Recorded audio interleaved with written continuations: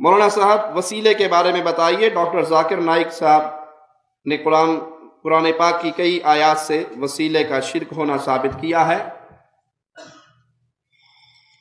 جی، doctor Zakir Naik صاحب نے جو گفتگو کی وسیلے کے حوالے سے، قرآن پاک کی آیات سے جو چیز ثابت کی وہ درست ہے۔ یہی وہ شرک تھا جو کفار مکہ میں تھا۔ وہ اللہ کو مانتے تھے، کفار مکہ اللہ کو مانتے تھے، اللہ کو رب بھی مانتے تھے، زمین بنانے والا، آسمان بنانے والا، بارش برسانے والا مانتے تھے۔ ان کے اندر شرک کی بیماری کیسے داخل ہوئی؟ انہوں نے جو اپنے اولیاء بنائے ہوئے تھے، اپنے بزرگان بنائے ہوئے تھے، ان کے بارے میں وہ کہا کرتے تھے ہؤلاء شفعاؤنا عند اللہ، ہماری سنتا نہیں ہے، ان کی موڑتا نہیں ہے، یہ ہمارے سفارشی ہیں۔ ما نعبدہم الا لیقربونا الی اللہ زلفیٰ، یہ ہمیں اللہ کے قریب کرتے ہیں۔ یہ ایک جرم تھا کفار مکہ کا۔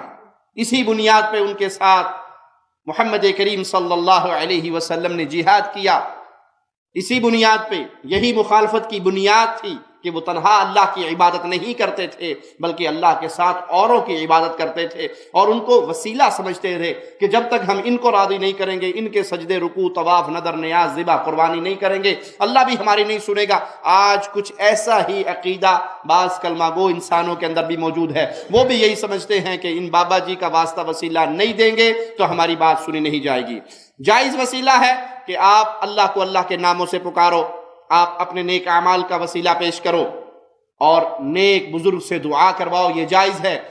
حرام اور شرک کی طرف لے جانے والا وسیلہ کیا ہے کہ اللہ کے سامنے انسانوں کو جاہ و حشمت کو، ان کے مقام کو رکھ کے کہو کہ اے اللہ ان کے واسطے ہمیں عطا فرما دے، ان کے صدقے ہمیں عطا فرما دے، یا ان کو ڈائریکٹ پکارا جائے کہ آپ ہمیں اللہ سے لے کر دیں، اللہ ہماری نہیں سنتا۔ تو یہ تمام چیزیں ایسی ہیں جو انسان کو وادی شرک میں لے جاتی ہیں۔